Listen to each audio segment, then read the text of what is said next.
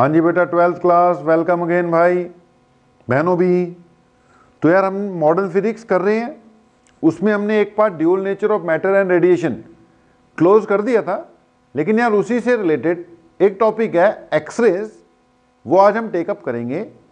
CBSE के syllabus के हिसाब से देखो तो उसमें एक्सरेज वाला टॉपिक नहीं है, लेकिन यार हमें कर लेना चाहिए, करवा देते होते हैं हम। तो इन पे कुछ ना कुछ क्वेश्चंस यार कहीं ना कहीं देखो मिल जाते हैं, कल को कोई भी एग्जाम दोगे उसमें आ जाएंगे। तो आज हम क्या कवर अप करेंगे, एक्सरेज। बहुत ज़्यादा डिटेल में नहीं, इतना काम करवा देंगे कि आपके बेटा न्यूमेरिकल्स वगैरह जो है ना वो क्या हो जाए, इस पे कवर अप हो जाए। तो हेडिंग डाल लो भाई, एक्सरेज। अच्छा, एक्सरेज आपको पता तो हो गई कि हमने इलेक्ट्रोमैग्नेटिक वेव्स पढ़ा। अब इलेक्ट्रोमैग्नेटिक वेव्स में पूरा स्पेक्ट्रम था, उन स्पेक्ट्रम में एक्सरेज भी आती हैं। तो पहली बात, जो आपकी एक्सरेज है, ये हेडिंग है भाई, ये जो डायग्राम है समझाते हैं इसको भी। तो जो एक्सरेज है ना बेटा, those are basically electromagnetic waves. Basically तो इलेक्ट्रोमैग्नेटिक वेव्स ही हैं। अच्छा, फिर आप सीक्वेंस चेक करोगे तो रेडियो वेव से स्टार्ट होते हुए radio waves, infrared waves, visible, ultraviolet करते करते लास्ट में जाकर एक्सरेज आती थी। उसके बाद फिर गामा रेज है। यानी अगर हम फ्रीक्वेंसी के हिसाब से देखें तो जो एक्सरेज हैं काफी हाई फ्रीक्वेंसी की होती है। ओके, हाई फ्रीक्वेंसी की होती, गामा रेज से थोड़ी कम ही होती है इनकी फ्रीक्वेंसी, तो हाई फ्रीक्वेंसी की होती है। अब इसके हिसाब से इनकी एनर्जी भी फिर क्या होगी, हाई होगी। हाई फ्रीक्वेंसी की रेज होती है ये 10 की पावर 18 हर्ट्ज तक, याद करो इनकी फ्रीक्वेंसी रेंज जाती थी। फ्रीक्वेंसी बहुत ज्यादा, तो एनर्जी भी इनके पास फिर बहुत ज्यादा होती है, और इनकी पेनेट्रेटिंग पावर भी फिर काफी ज्यादा होती है। गामा रेज से कम, क्योंकि गामा रेज से इसकी फ्रीक्वेंसी कम है, लेकिन बाकी सबके कंपैरिजन में इसकी पेनेट्रेटिंग पावर काफी ज्यादा है, क्योंकि these are highly energetic rays. इसीलिए यार एक्सरेज का यूज फिर वो हड्डियों की फोटो लेने में आता है। अगर किसी की हड्डी वड्डी टूटी तो कहते हैं ना एक्सरे करवा ले भाई, कहीं फ्रैक्चर वैक्चर ना हो। तो एक्सरे का फंडा क्या है, जब एक्सरे करी जाएंगी तो इस पे एक्सरेज डाली जाएंगी। यार वो ज्यादा पेनेट्रेटिंग है, वो ये जो सॉफ्ट मटेरियल है ना, फ्लैश जो है, जो स्किन है, मसल्स हैं, इनको पेनेट्रेट कर देगी। जो विजिबल लाइट है, विजिबल लाइट से अगर फोटोग्राफी करोगे तो विजिबल लाइट हमारी बॉडी का है जो अपर पार्ट है, ये जो स्किन है, फ्लैश है, मसल्स हैं, इनको पेनेट्रेट नहीं कर पाती, यहीं से रिफ्लेक्ट होके आ जाती हैं, तो इसकी फोटोग्राफ बन जाता है। एक्सरे इसको पेनेट्रेट कर जाती है, हाँ बोन्स को पेनेट्रेट नहीं कर पाती, वहां से रिफ्लेक्ट होके आती हैं, इसलिए फिर बोन्स की इमेज आ जाती है। तो हड्डियों की फोटो खींचनी हो भाई तो किसकी हेल्प से खींच लेते हैं, एक्सरे की हेल्प से। कारण हाईली एनर्जेटिक, मोर पेनेट्रेटिंग पावर। अगर हम वेवलेंथ की बात करें तो वेवलेंथ कम होगी, देखो फ्रीक्वेंसी बहुत ज्यादा तो वेवलेंथ बहुत कम होगी। E इक्वल टू क्या होता है, hc/λ। अगर ये काफी ज्यादा है तो इसका मतलब ये काफी कम होगी। अगर मैं वेवलेंथ की बात करूं तो 0.1 से लेकर 100 एंगस्ट्रॉम के बीच में इनकी वेवलेंथ रहती है एक्सरेज की। अब ये भी याद कर लो, फ्रीक्वेंसी ये तो याद ही है 10⁻18 तक, है ना, 18 to 20 हर्ट्ज चल जाओ तो एक्सरेज अगर वेवलेंथ कैलकुलेट करोगे तो 0.1 से 100 एंगस्ट्रॉम तक इसकी क्या रहती है, वेवलेंथ रहती है। तो पॉइंट ये है, व्हाट आर एक्सरेज, ये ठीक है, क्लियर है। पहली बात, X rays are basically electromagnetic waves. Basically electromagnetic waves हैं, हाईली पेनेट्रेटिंग हैं, बहुत ज्यादा इनके पास एनर्जी होती है, और वेवलेंथ इनकी काफी कम होती है। और मेडिकल फील्ड में इसका काफी यूज है, और भी कहीं होता होगा, तो इसलिए एक्सरेज का तो यूज होता है काफी। अभी कैसे प्रोड्यूस होती है, क्या इनकी प्रॉपर्टीज हैं, ये सब चीजें थोड़ा सा हमें देख लेनी चाहिए। प्रॉपर्टीज तो वैसे डिस्कस कर दी हमने, वेवलेंथ रेंज बता दी, हाई पेनेट्रेटिंग पावर हो गई, लो वेवलेंथ, हाई फ्रीक्वेंसी। तो प्रॉपर्टीज तो लगभग आपको पहले भी क्लियर ही एक्सरेज की। हमारा जो टारगेट आज का है, आज ही भी क्लोज कर देंगे, एक ही बार में इसको क्लोज करने की कोशिश करेंगे, 1 घंटे से कम का लेक्चर ही होगा, ये हो जाएगा, कुछ बातें बतानी है। तो हमारा जो टारगेट है एक्सरेज को स्टडी करने में, नंबर 1 कि हाउ दे आर प्रोड्यूस्ड। ये एक डायग्राम है, इसको एक्सप्लेन करते हैं कि पहली बात ये प्रोड्यूस कैसे की जाती हैं, और दूसरी बात जब ये प्रोड्यूस होती है तो किस टाइप की एक्सरेज निकलती हैं, और एक आध उस पर फार्मूला होगा, एक लॉ होगा, मोस्टलेस लॉ आएगा अभी थोड़ी देर में, वो करवा देंगे। आप न्यूमेरिकल करने के काबिल हो जाओगे, क्वेश्चन आपके अटेम्प्ट हो जाएंगे। तो मैंने बोला बहुत ज़्यादा फैलेंगे नहीं, फिर वही बात कि फैलना नहीं है, हम अपना टारगेट फिक्स कर लेते हैं कि हमें एक्सरेज में स्टडी क्या क्या करना है। 2 या 3 चीजें होंगी, जल्दी इसको क्या कर देंगे, हम क्लोज कर देंगे। तो पहली बात ये ध्यान रखना है कि यार एक्सरेज है क्या चीज, एक्सरेज कौन सी रेज है ये। तो हमने बोला ये इलेक्ट्रोमैग्नेटिक वेव्स है, फ्रीक्वेंसी इनकी काफी ज्यादा है, याद करनी है, 10⁸ into 20 हर्ट्ज। वेवलेंथ इनकी बहुत कम है, 0.1 से 100 एंगस्ट्रॉम। ठीक है, तो एक्सरेज है क्या, ये मैंने लिख दिया, नोट कर लिया होगा, दोबारा नहीं लिखता यार, फिर से मिटाना पड़ेगा। तो एक्सरेज है क्या, पहला पॉइंट ये याद रखना है कि these are electromagnetic waves, highly energetic, very less wavelength, 0.1 to 100 angstrom के बीच में आएगी, very high frequency 10⁸ into 10⁻20 hertz के बीच में आएगी, एनर्जी ज्यादा, पेनिट्रेटिंग पावर ज्यादा, काफी जगह पे यूज होती है। दूसरे नंबर पे हमने स्टडी करना है कि हाउ दे आर प्रोड्यूस। अब मान लो नेचर में भी प्रोड्यूस होती है, नेचुरल भी होती होंगी, कई प्रोसेस होते हैं जहां पे एक्सरेज प्रोड्यूस होती है, अपने आप निकलती हैं, लेकिन हमने नेचुरल वाली नहीं, हमने प्रोड्यूस करवानी है। तो कैसे प्रोड्यूस करवाते हैं, एक ये देखना है, और उससे रिलेटेड फिर जो भी 1-2 एक्सप्रेशन आती होंगी, फार्मूला आते होंगे, वो थोड़ा सा देख लेंगे। तो 3 ही टारगेट है, एक एक्सरेज क्या होती है वो मैंने बता ही दिया, कैसे प्रोड्यूस होती है वो देखेंगे, और इससे रिलेटेड एक मोस्टलेस लॉ है, थोड़ा उसको स्टडी कर लेंगे, हो जाएगा अपना काम खत्म हो जाएगा। अब हाउ दे आर प्रोड्यूस्ड, उसके लिए पॉइंट ये है यार कि मान लो ये एक मेटल सरफेस है,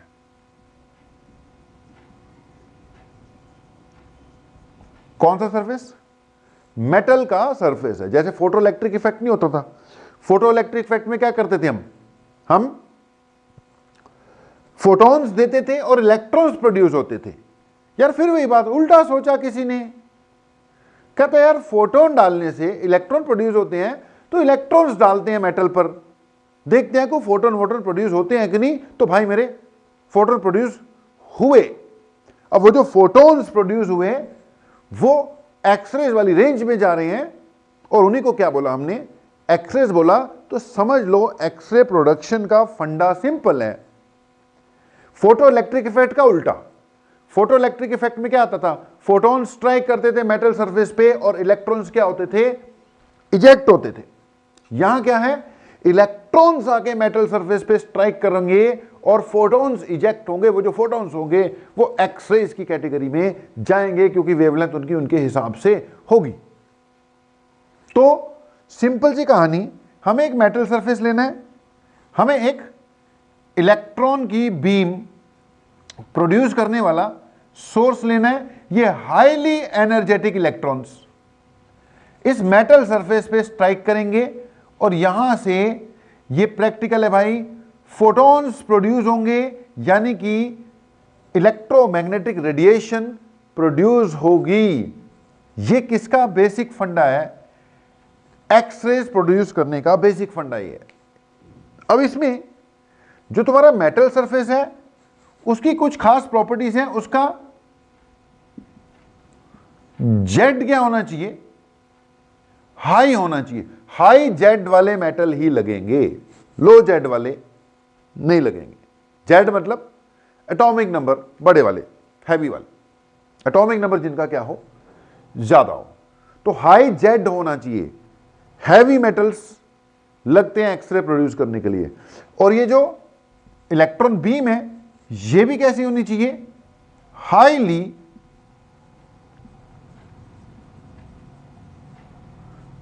एनर्जेटिक होनी चाहिए। इलेक्ट्रॉन बीम होनी चाहिए हाईली एनर्जेटिक, उनको एनर्जी कहीं ना कहीं से क्या करनी पड़ेगी, प्रोवाइड करनी पड़ेगी।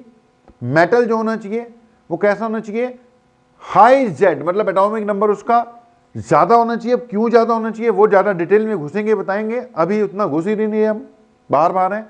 तो हाई जेड मेटल सरफेस होना चाहिए। एग्जांपल के तौर पर टंगस्टन और मोलिब्डेनम, ठीक है, यहां टंगस्टन यूज होता है या मोलिब्डेनम यूज होता है, तो हैवी मेटल यूज होगा। और इसकी प्रॉपर्टी क्या होनी चाहिए, ये हीट हो जाता है, इसके कारण एक इसका हाई क्या होना चाहिए, मेल्टिंग पॉइंट होना चाहिए। ये ना हो साला पहले ही पिघल जाए, क्योंकि हीट बड़ी प्रोड्यूस होगी। हाईली एनर्जेटिक इलेक्ट्रॉन बीम आनी है, हाई मेल्टिंग पॉइंट होना चाहिए और इसकी हाई कंडक्टिविटी भी होनी चाहिए। इसके साथ एक ऐसा सिस्टम लगा दिया जाएगा कि जो भी हीट प्रोड्यूस होगी उसको साथ के साथ क्या करवा देंगे, हम इससे लूज करवा देंगे ताकि वो ज्यादा हीटअप ना हो, पिघल ही ना जाए। तो सिंपल सी कहानी ये है कि एक मेटल सरफेस चाहिए, उस पर इलेक्ट्रॉन बीम बम्बार्ड करवानी है, उस पर स्ट्राइक हो गए इलेक्ट्रॉन अपनी एनर्जी। अब हिसाब तो बराबर करना ही है ना। फोटो इलेक्ट्रिक इफेक्ट में इलेक्ट्रॉन्स पे उधार चढ़ गया था कि जी फोटॉन्स ने आकर अपनी एनर्जी दे देकर इलेक्ट्रॉन्स को क्या करवाया, इजेक्ट करवाया, उनकी हेल्प की, फंसे हुए थे। अब हिसाब तो इसी धरती पर ही बराबर कर जाने पड़ते हैं ना। तो अब ये इलेक्ट्रॉन्स जो हैं वो पुराना कर्ज अदा कर रहे हैं, यहां पर बिल्कुल उल्टा है। यहां पे इलेक्ट्रॉन बीम आती है, अपनी एनर्जी देती है फोटॉन्स को, और फोटोन क्या होते हैं, रिलीज होते हैं किस फॉर्म में, एक्सरेज के फॉर्म में। तो ये तो ऐसे ही चलता है भाई, जो लिया है वो तो देना ही पड़ता है। तो बिल्कुल उल्टा प्रोसेस है। तो पॉइंट फाइनली क्या निकला कि एक्सरेज कैसे प्रोड्यूस होनी है, we need a heavy metal surface, high melting point होना चाहिए उसका। एग्जांपल मैंने बोल ही दिया, टंगस्टन या मोलिब्डेनम यूज होता है इसमें। उस पर हाईली एनर्जेटिक इलेक्ट्रॉन बीम डालनी है, एक्सरेज प्रोड्यूस होनी है, बाकी उसको इकट्ठा करना तुम्हारा काम है। ओके, अब ये जो पूरी की पूरी कहानी है, बिल्कुल सिंपल बात है कि इलेक्ट्रॉन बीम डालनी है हैवी मेटल पे और फोटॉन्स प्रोड्यूस हो जाने हैं, यानी एक्सरेज प्रोड्यूस हो जानी है। अब यार ऐसा करने के लिए पूरा प्रॉपर सेटअप भी लगाना पड़ेगा ना। अब एक्सरेज प्रोड्यूस हो गई, उसको यूज भी करना है, कलेक्ट भी करना है। उसके बाद जो इलेक्ट्रॉन बीम डाल रहे हो वो वेस्ट भी नहीं होनी चाहिए, कोई भी दिक्कत नहीं आनी चाहिए। तो बेटा अगर प्रैक्टिकली एक्सरेज प्रोड्यूस की जाए, फंडा तो वही रहेगा, फंडा बिल्कुल वही रहेगा, basic electron beam, heavy metal surface, electron beam को एनर्जी दो और हैवी मेटल सरफेस पे जाके टकराएगी, इलेक्ट्रॉन्स फोटॉन्स प्रोड्यूस होंगे। अब उसके लिए बेटा प्रॉपरली अगर यूज करना है, प्रोड्यूस करके उनका यूज भी करना है, तो प्रॉपर सेटअप लगाना पड़ेगा। प्रैक्टिकली रियल लाइफ में एक्सरेज प्रोड्यूस करने के लिए एक स्पेशल सिस्टम यूज होता है, ट्यूब टाइप होती है बड़ी, जिसको क्या कहते हैं, कूलिज ट्यूब। कभी भी कहीं पर भी कूलिज ट्यूब नाम का अगर ये वर्ड आप सुनते हो, कूलिज ट्यूब, तो समझ लो ये एक्सरेज प्रोड्यूस करने के काम में आ रही है। एक्सरे प्रोड्यूस करने वाले ट्यूब को ही क्या कहते हैं, कूलिज ट्यूब कहते हैं, कूलिज ट्यूब। ओके जी, तो ये आपकी कूलिज ट्यूब है जी।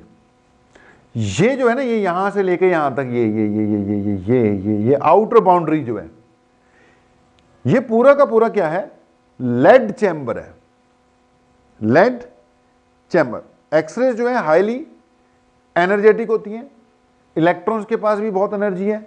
जो भी हो यार, अंदर ही अंदर हो, वेस्टेज नहीं होनी चाहिए, क्योंकि इधर उधर निकल गई एक्सरेज तो आके जाकर कुछ और भी गलत काम कर सकती हैं, मटेरियल्स को रेडियो एक्टिव कर सकती हैं, जिससे सारा सिस्टम गड़बड़ हो सकता है। इसलिए जहां पे एक्सरेज फाइनली निकालनी है ना, ये विंडो बनी हुई है, बता रहा हूं पूरा पूरा, वहीं निकलनी चाहिए, इधर उधर वेस्ट नहीं होनी चाहिए। बात वेस्टेज की नहीं है, बात यह है कि बाहर निकल गई तो और पंगे करेंगी ये एक्सरेज या ये जो इलेक्ट्रॉन बीम्स, और किसी से जाके टकराएंगी, उनके साथ रिएक्ट करेंगी, मामला गड़बड़ हो सकता है। तो ये पूरा का पूरा सिस्टम जो है ना, ये ये लेड चैम्बर में, ये पूरा का पूरा क्या है बेटा जी, ये लेड चैम्बर है, लेड चैम्बर के अंदर है, ताकि अब लेड हैवी होता है ना, उससे टकरा के ये सब अंदर ही खत्म हो जाते हैं। तो पूरा का पूरा ओवरऑल क्या है, ये लेड चैम्बर है, बाकी कुछ नहीं। ये जो रेड कलर वाला है ना, ये लेड है, ये रेड है। ये जो रेड कलर वाला ये जो ट्रायंगल सा बना हुआ है, ये है तुम्हारा टारगेट। टारगेट यानी वो जो हैवी मेटल सरफेस जिसकी मैं बहुत बोल रहा था, जिसके ऊपर इलेक्ट्रॉन बीम डालनी है, ये है। बाकी पूरा सेटअप है। ओके, ये जो ट्रायंगल सा है, ये टेढ़ा पड़ा हुआ है, ये है तुम्हारा टारगेट। टारगेट की क्या प्रॉपर्टी? पहली बात, ये मेटल होना चाहिए। टारगेट कैसा होना चाहिए? It should be a metal surface. पहली बात तो ये मेटल सरफेस होना चाहिए। दूसरी बात, high Z, high melting point, high conductivity. High melting point मैंने बोला था, क्यों? क्योंकि ये हीट हो जाएगा, कहीं पिघल ही ना जाए। हाई कंडक्टिविटी इसलिए बोला कि रेड वाला जो टारगेट है, इसके पीछे ये जो है ना, ये कॉपर है। ये इसलिए इसके साथ लगा रखा है कि इसकी सारी हीट ये एब्जॉर्ब कर ले। अब ये कंडक्टिंग होगा तभी उसको हीट देगा ना। तो पीछे वाला जो पोर्शन है, ये कॉपर है, ये इसकी हीट एब्जॉर्ब कर लेगा। आगे फिर ये पाइप्स लगी होंगी, इसमें पानी चल रहा होगा। अब पानी का भी काम क्या है? वो कॉपर से हीट एब्जॉर्ब कर लेगा और बाहर सर्कुलेट होता रहेगा। मतलब यहां पे जो अंदर हीट प्रोड्यूस हो रही है ना, हीट, उसको बाहर निकालने का सिस्टम लगा रखा है। तो ये टारगेट है, ये रेड वाला, ये पूरा सिस्टम हीट को एब्जॉर्ब करवाने का लगा रखा है। ये जो रेड वाला, ये फिलामेंट है भाई। अब इलेक्ट्रॉन की बीम चाहिए तो ना, अब इलेक्ट्रॉन की बीम कहां से आ रही है? थर्माइनिक एमिशन हो रहा है। याद करो, हमने बोला था इलेक्ट्रॉन प्रोड्यूस करने के कई तरीके हैं, जिनमें से एक फोटोइलेक्ट्रिक इफेक्ट है, एक फील्ड एमिशन है, एक थर्माइनिक एमिशन है। थर्माइनिक एमिशन में क्या होता है? एक फिलामेंट ले जाता है, उसको हीट कर दिया जाता है, इतना हीट कर दिया जाता है कि वो इलेक्ट्रॉन से क्या करने लग जाता है? एमिट करने लग जाता है। तो इसको इतना हीट कर दिया कि इलेक्ट्रॉन एमिट करेगा, तो यहां से आएगी इलेक्ट्रॉन की बीम। ओके, अब इलेक्ट्रॉन इधर उधर वेस्ट ना हो, उसके लिए ये कॉलीमीटर लगा रखा है। ये जो पोर्शन है कॉलीमीटर है, इधर उधर वेस्ट नहीं होते। यहां से जब इलेक्ट्रॉन निकलेंगे, बीम बनकर निकलेंगे, इस पर टकराएंगे और एक्सेस प्रोड्यूस होंगी। तो फिर से देख लो भाई, ये तुम्हारा टारगेट है, ये इसका पीछे का जो सेटअप है, जो हीट प्रोड्यूस होती है, हीट को एब्जॉर्ब करने का है। हीट बहुत प्रोड्यूस होती है भाई, हीट को एब्जॉर्ब करने का, बाहर वाटर का लगाकर सर्कुलेशन कराकर हीट इसकी एब्जॉर्ब की जाती है। ये पूरा का पूरा लेड चैम्बर है, ताकि इधर उधर एक्सरेज भी ना निकल पाए और इलेक्ट्रॉन की बीम भी ना निकल पाए। ये वो फिलामेंट है जिसने इलेक्ट्रॉन बीम प्रोड्यूस करनी है। ये कॉलीमीटर कहते हैं इसको। ये इसको बीम की शेप में इलेक्ट्रॉन बीम निकालता है, क्योंकि बाकी इधर उधर से वेस्ट नहीं होती, तो बीम के फॉर्म में ये प्रोड्यूस कैसे कर रहा है? इसके ऊपर हाई वोल्टेज लगा रखी है। फिलामेंट करंट के कारण प्रोड्यूस कर रहा है, हाई वोल्टेज इसको दे रखी है। और ये जो बीम है अट्रैक्ट कैसे हो रही है? ये पूरा सिस्टम पॉजिटिव पे लगा रखा है, जैसे उसमें था ना फोटोइलेक्ट्रिक इफेक्ट में। ये पूरा का पूरा सिस्टम पॉजिटिव है, तो भैया ये वाला टर्म पॉजिटिव है और ये कैथोड है। ये चीज क्या चल रही है? नेगेटिव चल रही है। उधर जब हाई वोल्टेज दी, जो इलेक्ट्रॉन प्रोड्यूस हुए बीम के रूप में निकले, यार उनको इधर खींच कौन रहा है? ये पॉजिटिव खींच रहा है ना, इसलिए इसको क्या लगा रखा है? पॉजिटिव लगा रखा है। एनोड बन गया। ये जहां से प्रोड्यूस हो रहे हैं वो कैथोड बन गए, जहां पे अट्रैक्शन हो रही है वो एनोड बन गया। ये जो फिलामेंट है किसका बना हुआ है? टंगस्टन का। किसका फिलामेंट बना हुआ है? टंगस्टन का, ताकि अच्छी तरह से इलेक्ट्रॉन इजेक्ट कर सके। टंगस्टन के फिलामेंट के ऊपर कोटिंग किसकी होती है? Oxides of barium and strontium. किसकी? Oxides of barium and strontium, ताकि इलेक्ट्रॉन्स प्रोड्यूस। अब अपनी अपनी प्रॉपर्टी होती है भाई। अब बेरियम और स्ट्रोंशियम के ऑक्साइड्स की कोटिंग कर देंगे तो उनकी प्रॉपर्टी होती होगी, केमिस्ट्री में पढ़ना, कि वो इलेक्ट्रॉन इजेक्ट करते होंगे। अब जो चीज जहां यूज होती है वो मैंने एग्जैक्टली यहां पर आपको शो कर दी। तो एक बार फाइनली फिर से फंडा बिल्कुल साफ है। एक चाहिए हैवी मेटल टारगेट के रूप में, जिसके ऊपर इलेक्ट्रॉन बीम क्या करनी है, बम्बार्ड करवानी है। इलेक्ट्रॉन अपनी एनर्जी देंगे और एक्सरेज प्रोड्यूस होंगी, यानी फोटॉन्स प्रोड्यूस होंगे। बाकी सारा तो पूरा उसका क्या है, सेटअप लगा रखा है। ओके, इलेक्ट्रॉन बीम प्रोड्यूस करवाने के लिए अपना सेटअप है, फिलामेंट लगा हुआ है, जिसको ये एंड नेगेटिव होगा, कैथोड बन जाएगा, और उनको अट्रैक्ट करवाने के लिए अगली वाला पासा पॉजिटिव बन जाएगा। टारगेट यहां पे फंसा के रखा हुआ है 45 डिग्री के एंगल पर, ताकि जो एक्सरेज प्रोड्यूस हो उसको बाहर भी निकालना है। ये विंडो लगी हुई है। ओके, बाकी सारी चीजें हमने आपको समझाई दी हैं। बेसिक बात मैंने फिर भी बोला, एक टारगेट है, एक इलेक्ट्रॉन की बीम आनी है, बाकी तो प्रोड्यूस करने का क्या है, सिस्टम है। ओके, तो यहां से बीम आएगी, इस पे टकराएगी, एक्सेस प्रोड्यूस होंगी और यहां विंडो होगी, विंडो से निकलेंगी, इसका यूज कर लिया जाएगा। बाकी इस डायग्राम को बढ़िया से बना लो और इसकी स्टडी थोड़ी सी कर लो। अगली बात हम कर रहे हैं।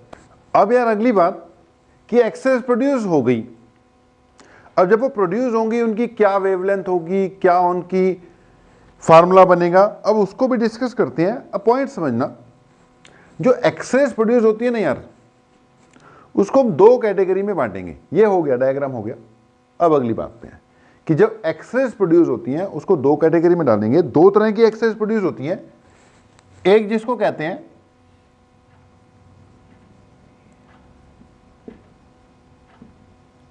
कंटिन्यूअस एक्सरेज, और दूसरा बेटा जिसको हम बोलेंगे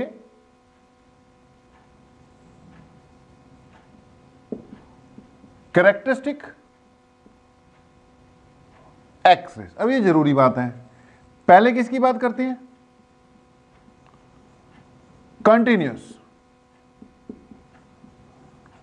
एक्सरेज की। तो पहली बात करते हैं कंटिन्यूअस एक्सरेज की। अब बेटा पॉइंट ये है कि पहली बात ये कि ये जो इलेक्ट्रॉन बीम आ रही है, इनके पास जो एनर्जी है उसका 98% तो क्या हो जाता है, हीट के फॉर्म में लॉस हो जाता है।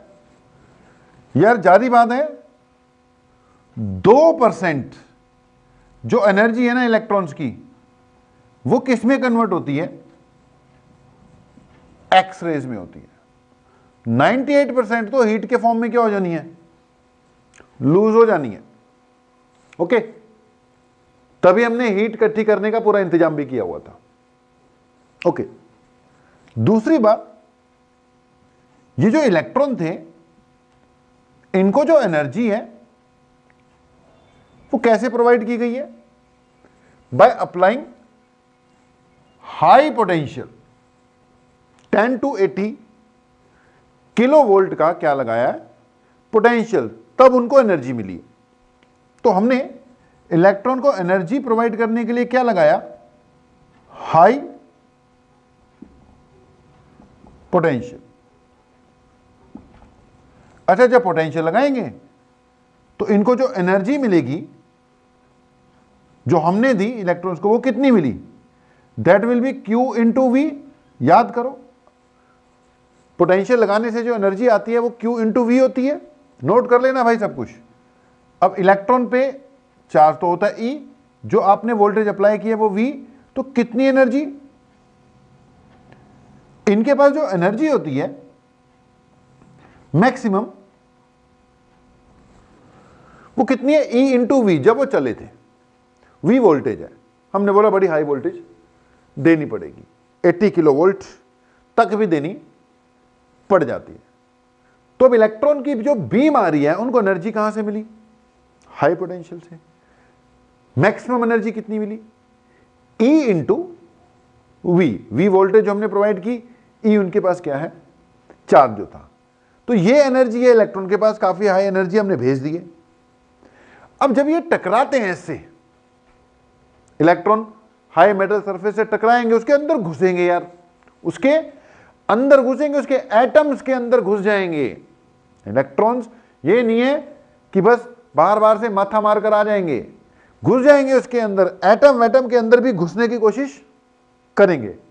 अब ये घुसते घुसते इलेक्ट्रॉन्स जो है अपनी एनर्जी क्या करेंगे, लूज करेंगे।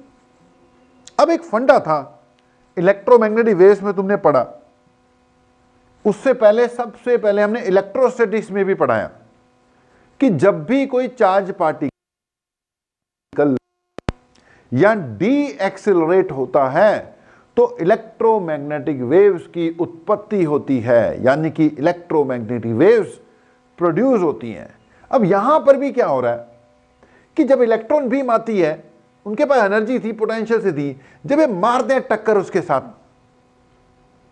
मेटल सरफेस के साथ, तो यार इन्होंने अपनी एनर्जी लूज करनी है। एनर्जी लूज की यानी कि दे गेट डी एक्सेलरेटेड। अब जब वो डी एक्सेलरेट होंगे तो वही फंडा लग गया कि चार्ज पार्टिकल है इलेक्ट्रॉन, और न्यूट्रॉन मारेगा तब नहीं एक्सरे प्रोड्यूस होंगी भाई, न्यूट्रॉन पे चार्ज नहीं है, वो बस टक्कर खा के आ जाएंगे, तब नहीं एक्सरेज प्रोड्यूस होनी। इलेक्ट्रॉन बीम मार रहे हैं हम, इलेक्ट्रॉन पे चार्ज है, चार्ज पार्टिकल जब भी एक्सेलरेट या डी एक्सेलरेट होगा तो क्या प्रोड्यूस होंगी भाई, इलेक्ट्रोमैग्नेटिक वेव्स। अब यहां पे भी वही फंडा है कि जब ये इलेक्ट्रॉन बीम आती है, ये इससे टकराती है तो एनर्जी लूज करती है, एनर्जी लूज करती है तो स्पीड भी कम होती है, स्पीड कम होने का मतलब दे गेट डी एक्सेलरेटेड। और चार्ज पार्टिकल जब एक्सेलरेट या डी एक्सेलरेट होते हैं तो ईएम वेव्स की उत्पत्ति होती है। वही यहां पर होता है, वो ईएम वेव्स किस रेंज में चले जाती हैं, एक्स रेज में चले जाती हैं। तो यहां पर एक्स रेज प्रोड्यूस होने का जो मेन कारण है इलेक्ट्रॉन का डी एक्सिलरेट होना, या कह लो इलेक्ट्रॉन्स का एनर्जी लूज करना। अब एनर्जी ही पैदा हो रही है तो एनर्जी कोई लूज होगी तभी एनर्जी प्रोड्यूस होगी ना। ईएम वेव्स एक्सरे जो प्रोड्यूस हो रही है वो भी तो एनर्जी है। अब अगली बात सुनो ध्यान से, ये जो इलेक्ट्रॉन है इससे टकराकर जब एनर्जी लूज करते हैं तो या तो वो एनर्जी कुछ भी हो सकता है, कुछ इलेक्ट्रॉन्स आए वो एक ही बार में एनर्जी लूज कर गए, एक ही बार में एनर्जी लूज कर गए सारी, कुछ एक बार में नहीं स्टेप्स में कर रहे हैं, 4 स्टेप में भी की, थोड़ी लूज की, थोड़ी लूज की, थोड़ी लूज की और लूज की। हो सकता है एक ऐसा इलेक्ट्रॉन हो जो आया एक ही बार में एनर्जी लूज कर गया सारी, खत्म, डेड।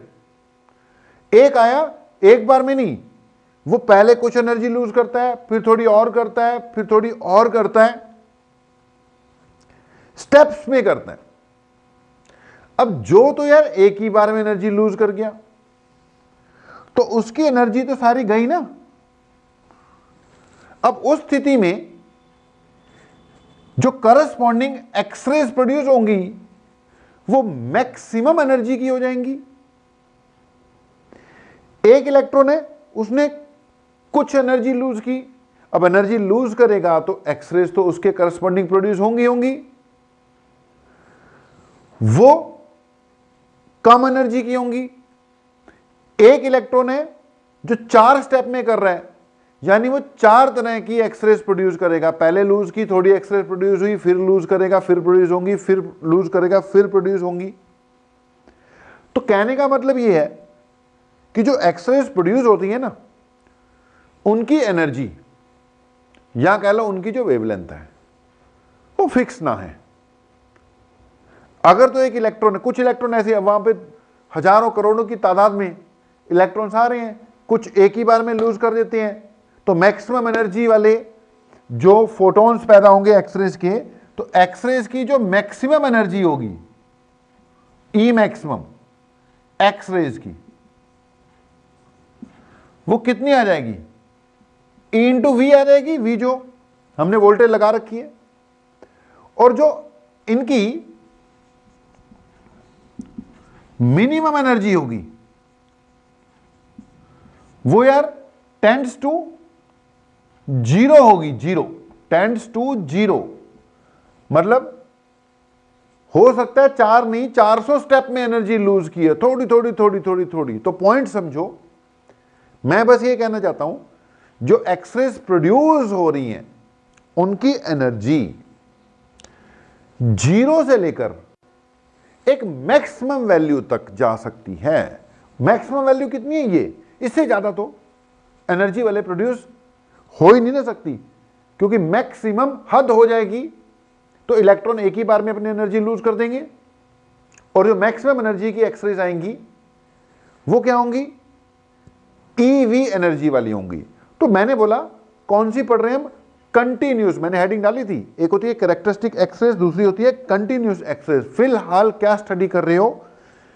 कंटिन्यूस। कंटिन्यूस मतलब एक मिनिमम वैल्यू से लेकर एक पर्टिकुलर मैक्सिमम वैल्यू के बीच में हर तरह की वेवलेंथ, हर तरह की एक्सरेज प्रोड्यूस हो रही हैं। मिनिमम जीरो है, अप्रोक्सीमेटली जीरो, कि बहुत कम एनर्जी लूज की थी इलेक्ट्रॉन ने तो भी थोड़ी बहुत ही एक्सरेज प्रोड्यूस हो रही। तो एक मिनिमम और मैक्सिमम कितनी है? E इंटू वी है। तो पॉइंट मैंने ये बोला है कि कंटिन्यूस एक्सरेज इसलिए निकलती हैं क्योंकि जो इलेक्ट्रॉन है वो उसकी मर्जी है, यह सिचुएशन पे डिपेंड करता है कि वो जो एनर्जी लूज कर रहा है एक ही बार में कर देगा कि 100 बार लगा देगा एनर्जी लूज करने में। 100 बार लगा देगा तो 100 तरह की वेवलेंथ निकलेंगी, हर बार जितनी जब जब एनर्जी लूज करेगा तब तब एक्सरेज निकलेंगी। तो आई मीन टू से कि एक तो कंटिन्यूस एक्सरेज तो निकलेंगी। कंटिन्यूस क्यों? क्योंकि हर तरह की एनर्जी निकल रही है। एनर्जी की मैंने बोला कहां से कहां तक? जीरो से लेकर एक मैक्सिमम एनर्जी तक। मैक्सिमम एनर्जी कितनी है? E इंटू वी है, ठीक है। यहां कह सकते हो अगर मैं फ्रीक्वेंसी की बात करूं तो फ्रीक्वेंसी भी जीरो से लेकर एक मैक्सिमम तक जाएगी। या कह लो अगर मैं वेवलेंथ की बात करूं तो जब एनर्जी जीरो है तो वेवलेंथ कितनी होगी? देख, एनर्जी होती है एच सी बाय लैम्डा, यहां से लैम्डा इक्वल टू क्या गया? एच सी बाय ई। अब ई की वैल्यू कहां से कहां जा सकती है? जीरो से एक मैक्सिमम वैल्यू तक। जब ये जीरो होगा तो लैम्डा कितना होगा? इन्फिनिटी होगा। जब ये जीरो होगा तो लैम्डा कितना होगा? इन्फिनिटी होगा। और जब ये अपनी मैक्सिमम वैल्यू पे होगा तो लैम्डा अपनी मिनिमम वैल्यू पे होगा। तो लैम्डा के लिए उल्टा है। अगर कोई पूछे कि ये जो कंटिन्यूस एक्सरेज होती हैं उनकी क्या रेंज होती है, तो आप क्या बोलोगे भाई? वो एक मिनिमम वैल्यू से, क्योंकि शुरुआत तो मिनिमम से करते हैं ना, एक पर्टिकुलर मिनिमम वैल्यू से लेकर इंफिनिटी तक कुछ भी हो सकती है, ठीक है। एक मिनिमम वैल्यू से लेकर एक मैक्सिमम वैल्यू तक, सॉरी मैक्सिमम तो कहां तक जा रही है? इंफिनिटी है, कुछ भी हो सकती है। अब यार ये डायग्राम अब इसकी जरूरत नहीं रही, बड़ी मेहनत से बनाया था यार, पर क्या करें, दिल तो नहीं कर रहा, पर मिटाना पड़ेगा। मिटा दिया भाई, ओके, दिल टूट गया, पर दिल का क्या है, जुड़ जाएगा। फिर डायग्राम बना देंगे कोई अगला। ओके जी, जगह तो बन गई ना, मैदान साफ हो गया। तो हम क्या कह रहे हैं? वेवलेंथ एक मिनिमम वैल्यू से लेकर इंफिनिटी तक जाती है, याद रखना है, ये चीजें याद रखनी है। अगर बेटा मैं एनर्जी की मैक्सिमम वैल्यू बोलता हूं तो वो कितनी है? जो एक्सरेज प्रोड्यूस हो रही है उसकी एनर्जी की मैक्सिमम वैल्यू कितनी है? E इंटू वी है, ठीक है। ये किस में? जॉल्स में, ठीक है जी। अगर मैं सिर्फ V लिख दूं तो ये किस में आ जाएगी? इलेक्ट्रॉन वोल्ट में। याद करो सारी बातें। तो इलेक्ट्रॉन वोल्ट में जो एक्सरेज प्रोड्यूस हो रही है उसकी मैक्सिमम एनर्जी जो देखोगे तो कितनी आएगी? V इलेक्ट्रॉन वोल्ट, V जो पोटेंशियल डिफरेंस लगाया था, ओके। अगर फ्रीक्वेंसी की बात करो तो बेटा जी ई इक्वल टू क्या होता है, एच न्यू। जब ये मैक्स है तो ये भी क्या होगा, मैक्स ही होगा। तो यानी कि अगर न्यू मैक्स की बात करते हो, मैक्सिमम फ्रीक्वेंसी, तो वो कहां से आएगी, E max divided by H. ठीक है जी। अब ई मैक्स क्या है, ई वी। अब इसको इलेक्ट्रॉन वोल्ट में नहीं डाल सकते, फ्रीक्वेंसी तो किस में निकलेगी, हर्ट्ज में निकलेगी ना, तो इसलिए जाउल्स वाली वैल्यू पुट करनी पड़ेगी, ई इंटू वी। डन है जी। तो मैक्सिमम फ्रीक्वेंसी की वैल्यू ये है, जीरो से लेके एक फ्रीक्वेंसी मैक्सिमम तक जाती है, जीरो से लेके, अब वेवलेंथ की बात कर लो। अब आपको ये भी पता है E max equal to H C by lambda. जब ई मैक्स है तो लैम्डा क्या होगी, मिनिमम होगी। ठीक है जी। अच्छा, एक आपको यह भी पता है कि हमने इसको सॉल्व कर कर एक फार्मूला निकाला था एनर्जी का, 12375 डिवाइडेड बाय लैम्डा। एनर्जी किसमें, इलेक्ट्रॉन वोल्ट में। याद करो, E equal to H C by lambda. जब तक तो ये था, ये तो किस में चल रही है, जाउल्स में। फिर जब हम इसको सॉल्व कर लेंगे, E से डिवाइड कर देंगे तो 12375 divided by lambda, electron volt है, ये किस में थी, एंगस्ट्रॉम में। तो एनर्जी अगर इलेक्ट्रॉन वोल्ट में हो, वेवलेंथ अगर एंगस्ट्रॉम में हो, तो ये रिलेशन है, energy is equal to 12375 divided by lambda. ये रिलेशन है मेरे भाई, ये इलेक्ट्रॉन वोल्ट में एनर्जी। अब इलेक्ट्रॉन वोल्ट में जो एनर्जी है वो किसके इक्वल है, जितना पोटेंशियल दिया था, याद करो अभी बताया। तो इसकी जगह मैं V लिख दूंगा, घुमाए देता हूं, lambda equal to 12375 divided by, E की जगह E आना है लेकिन उसकी जगह V है। अब ये लैम्डा किस में है, एंगस्ट्रॉम में। ये एनर्जी किस में है, इलेक्ट्रॉन वोल्ट में। यहां इसको एनर्जी बोल दो, यहां सीधा ही क्या बोल दो, वोल्टेज ही बोल दो, क्योंकि इलेक्ट्रॉन वोल्ट में वोल्टेज और एनर्जी न्यूमेरिकली क्या होते हैं, सेम ही होते हैं। तो एक ये एक्सप्रेशन भी क्या रख लेना मेरे भाई, याद रख लेना। सबसे ज्यादा इसका यूज होगा, वेवलेंथ का सबसे ज्यादा यूज होगा। ओके जी। तो वेवलेंथ की जो मिनिमम वैल्यू, ये मिनिमम है ना, ये मिनिमम है, तो वेवलेंथ की बेटा जी जो मिनिमम वैल्यू है वो कितनी आएगी, 12375 बाय V। V है जिस वोल्टेज से हमने इसको एक्सीलरेट करवाया था। ओके, तो लैम्डा की जो मिनिमम वैल्यू है that will B 12375 divide by V। Answer किसमें, एंगस्ट्रॉम में। तो लैम्डा कहां से कहां तक जा सकती है, एक मिनिमम वैल्यू से इंफिनिटी तक। ये आपके सामने है, मिनिमम वैल्यू ये है। एनर्जी कहां से कहां जा सकती है, एक मिनिमम से यानी जीरो से एक मैक्सिमम तक, वो EV है अगर आप किस में लेते हो, जाउल में। इलेक्ट्रॉन वोल्ट, सॉरी सिर्फ V आ जाएगा अगर आप किस में लेते हो, इलेक्ट्रॉन वोल्ट में। बाकी फ्रीक्वेंसी का आपके सामने ही है। फाइनल बात ये है कि जब इलेक्ट्रॉन बीम आ रही है तो अपनी एनर्जी लूज एक स्टेप में भी कर सकती है, हजारों स्टेप में भी कर सकती है। अगर तो एक ही बार में, एक ही झटके में एनर्जी लूज कर गई तो उस वक्त एनर्जी ऑफ एक्सरेज मैक्सिमम होगी, यानी उस वक्त वेवलेंथ बिल्कुल मिनिमम होगी। Wavelength will be minimum.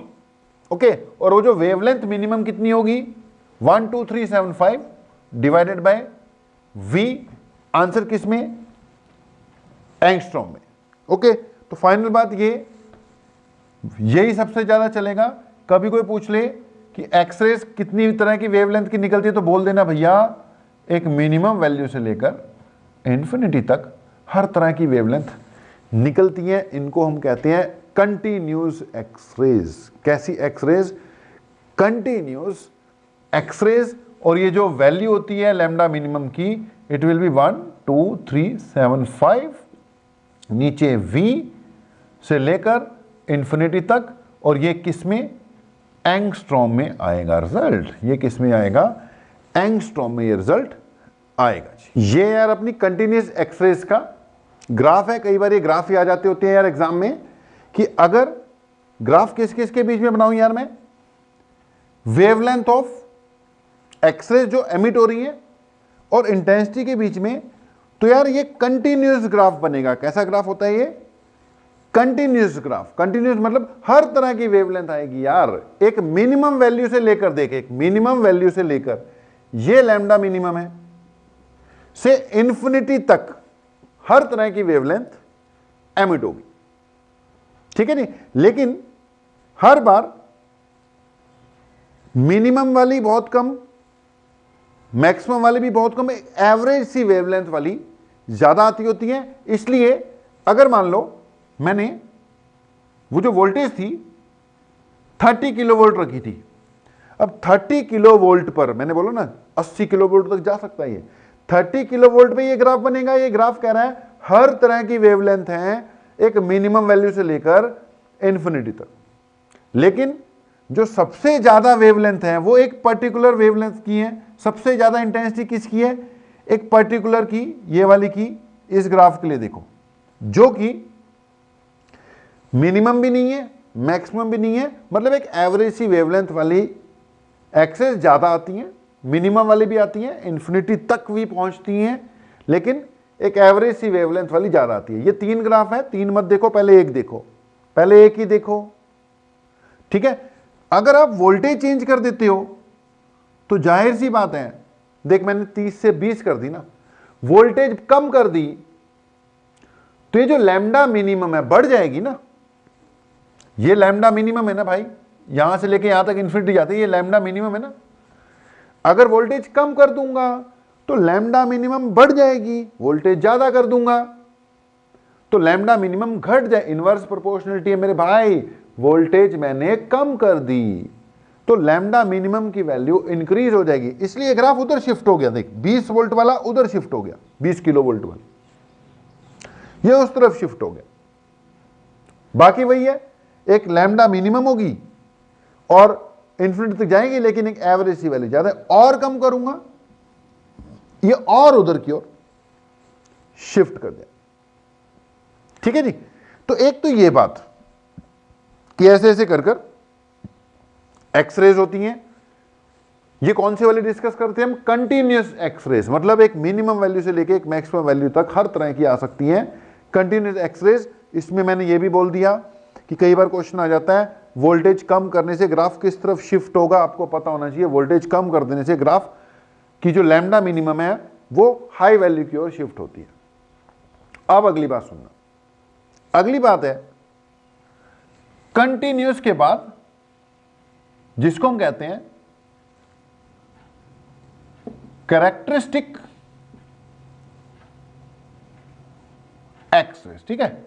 Continuous X-rays के बाद कैरेक्टरिस्टिक एक्सरेज। अब पॉइंट ये है कि ये कैरेक्टरिस्टिक एक्सरेज क्या चीज है।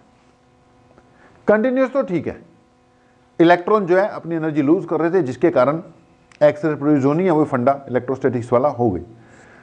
अब ये तो हो ही रहा है, इसके साथ क्या होता है कि ये जो इलेक्ट्रॉन आ रहे थे ना यार, एनर्जेटिक तो थे ही, मैंने बोला बार बार नहीं, माथा फोड़ के आएंगे, अंदर घुस जाते हैं। तो अब ये क्या करते हैं, उस हैवी मेटल के कई बार एटम के अंदर घुस जाते हैं यार। ये एटम मेटल के अंदर नहीं, एटम के, उसके एटम के अंदर ही घुस जाएंगे। ये न्यूक्लियस है, ये इसकी शेल्स बनी हुई है, ठीक है। अच्छा, यहां पर अपने इलेक्ट्रॉन है इसके, कुछ यहां होंगे, यहां पर भी होंगे कुछ। तो होता क्या है, वो कंटिन्यूसली तो ठीक है, अपनी एनर्जी लूज होने के कारण जो एक्सरे प्रोड्यूस हो रही है वो तो हो ही रही है।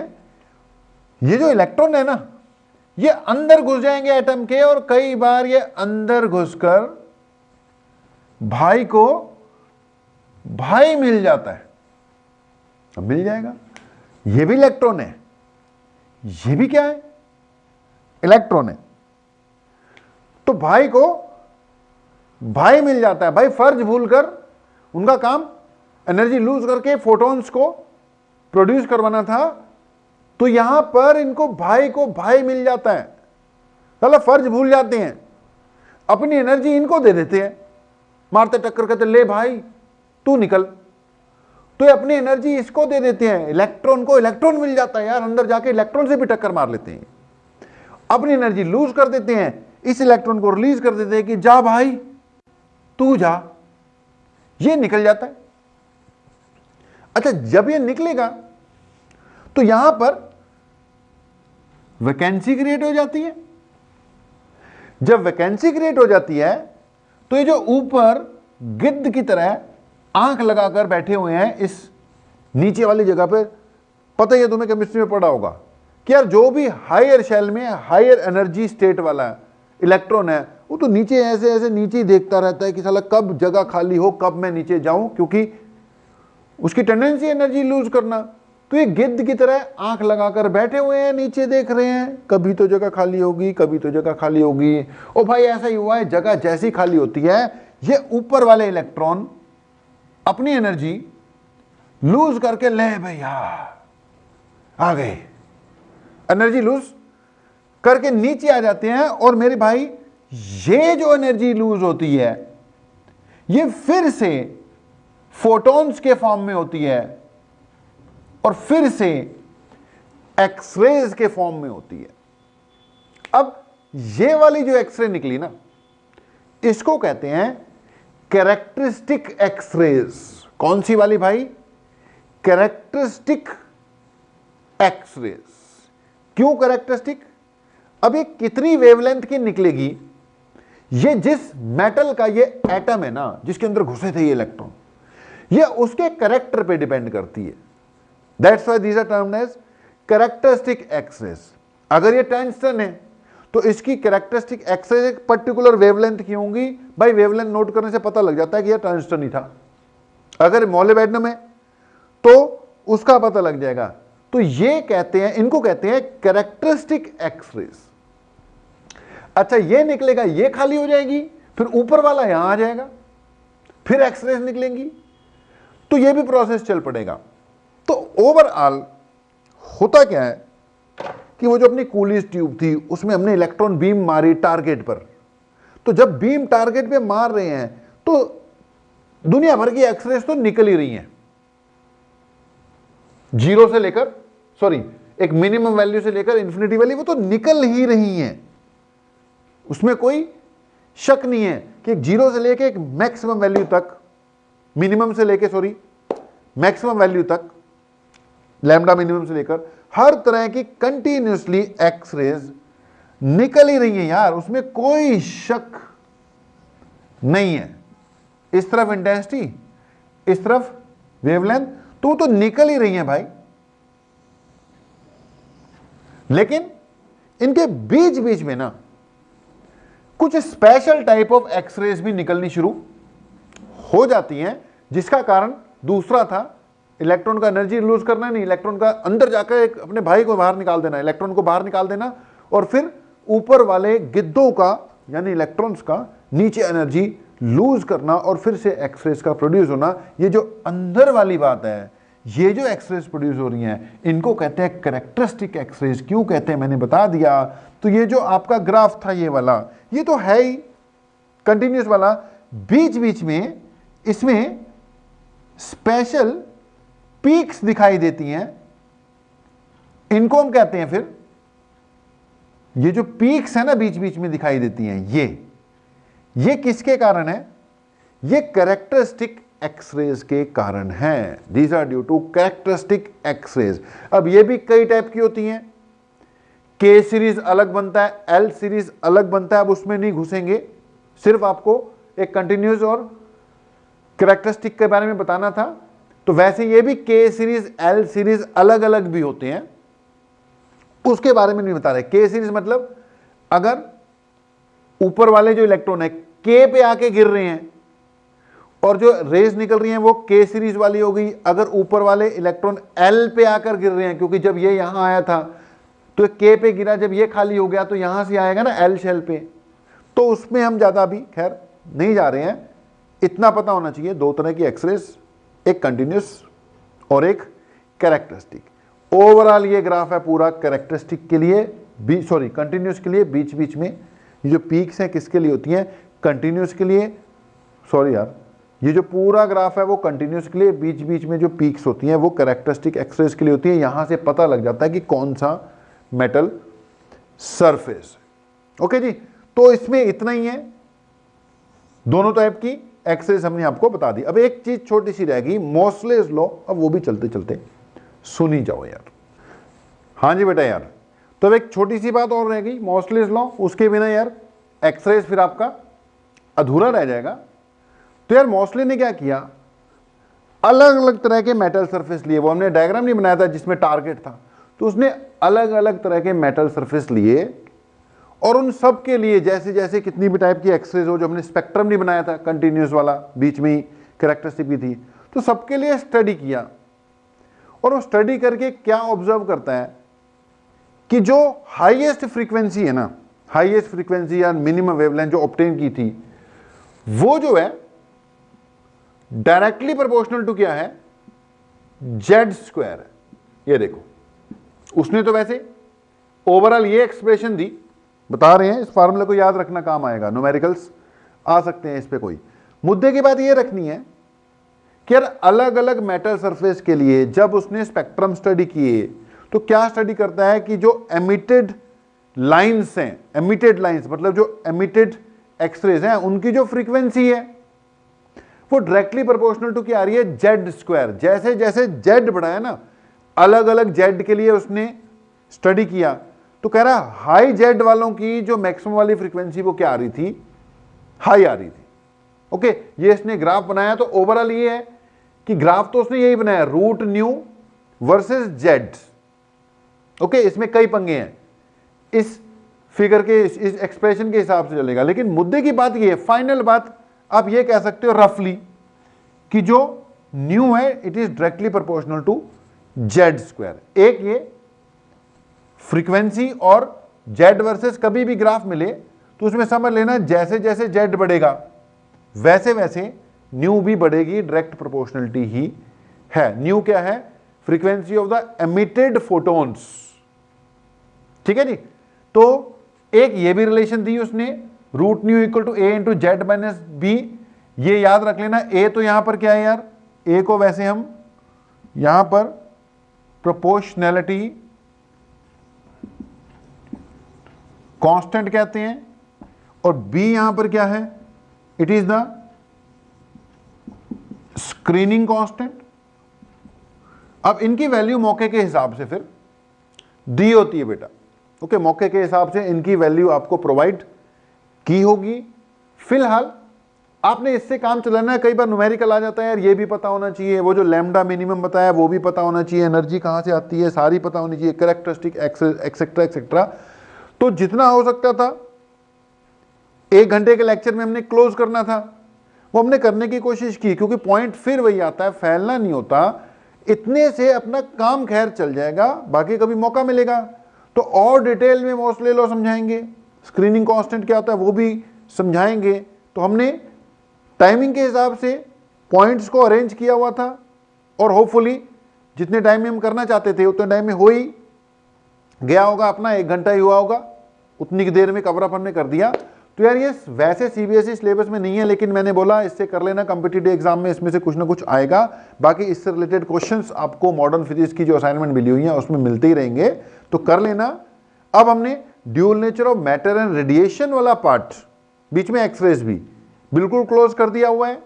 नेक्स्ट क्लास में फिर हम एटम एंड न्यूक्लियर की स्टार्टिंग करते हैं। तो तब तक के लिए आप लोगों से विदा लेते हैं। थैंक यू वेरी मच, आप लोगों का बहुत बहुत धन्यवाद।